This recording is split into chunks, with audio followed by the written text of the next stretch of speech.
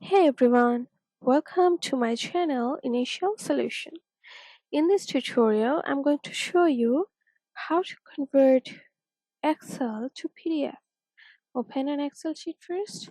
So let's say you have done with your work, with your worksheet.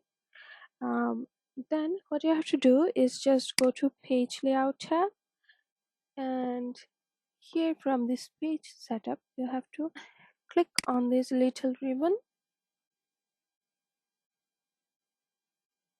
and you have to select landscape from here, which is automated here, and click on margins. You have to click on horizontally and vertically both for printing.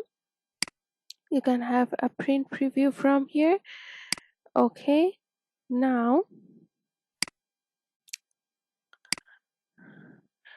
after you are done, you have to click on OK. You can increase sizes from here and then click on OK.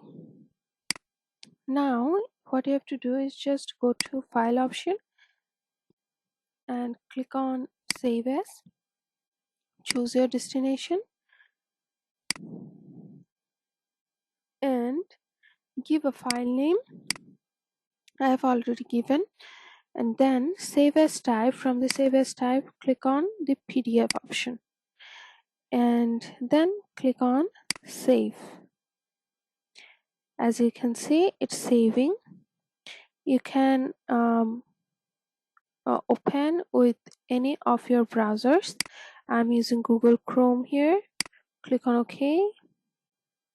It will take a while as it's a PDF. As you can see, it is made. Here you can see it's a PDF. It's a PDF. As you can see, it's done. So yeah, hope this video helped you. If it did, then please like, comment and share this video. Subscribe to our channel. Don't forget to press the bell icon to get more useful videos like this. Thanks so much for watching, guys. Bye bye.